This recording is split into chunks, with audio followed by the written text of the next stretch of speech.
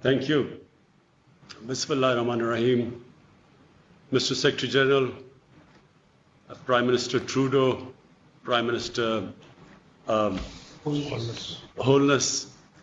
First of all, I want to thank you for initiating this conference because this is, as we all know, a global issue. It's a global problem and it needs a global solution. So let me just start off by saying that when the virus hit Pakistan and we did the lockdown, everything came to a standstill as it did in most economies of the world where they were trying to cope with stopping the spread of the coronavirus. And when everything came to a standstill, the biggest issue for us was how to look after the most vulnerable section of our population. And the people affected in the non-formal sector of our economy. We in our country, out of a population of 220 million people, the vulnerable section of the society was almost 150 million people. Non-formal sector, daily wages, weekly wages, whose family depended upon them earning money so that they could eat. So we then started this big cash handout, one of the biggest programs in Pakistan's history. We doled out $8 billion to stimulate our economy and, of course, to give cash to the most vulnerable section of our society. But the problem was, and the problem is, we have falling exports. We have falling remittances. We were trying to big, ambitious plans to revive our tourism sector. All this took a nosedive.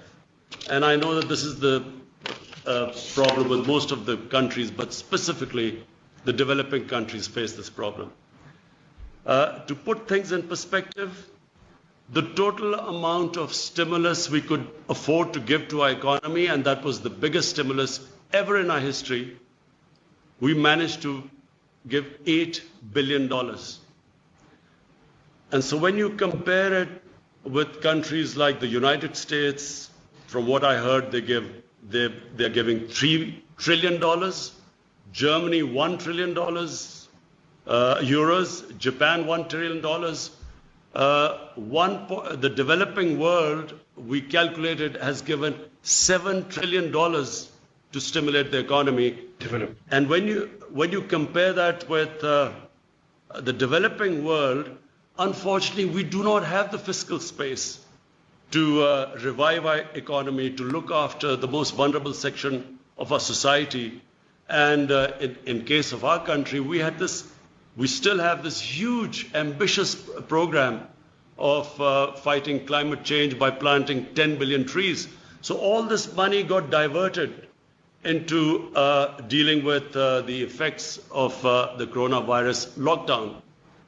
So all I want to say is that it is very important for the developing world to, at this critical juncture, look after the people of the developing world which are struggling.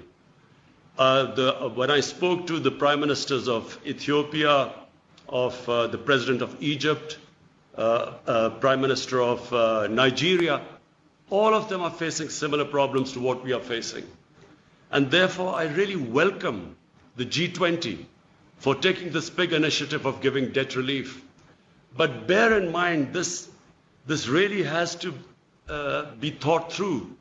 This stimulus, this help to the developing world, I'm afraid has to be much bigger than so far it is being envisaged. Because, you know, you have the developing world with 1.5 billion people. You have, the developed world, but you're the developing world with a population of 6 billion people, unless the problem is dealt with holistically as a global problem with global solutions, the world is not going to recover from this recession if the bigger part of the world's population is wallowing into poverty. So therefore, I again, Mr. Secretary General, I congratulate you. I think this is again a great initiative. I want to, again, Prime Minister Trudeau, to you and the Jamaican Prime Minister, again, I want to say that this is, please pursue these initiatives. It is very important that the world, which became insular when COVID-19 hit the world, it's very important that the world now looks at this whole issue globally.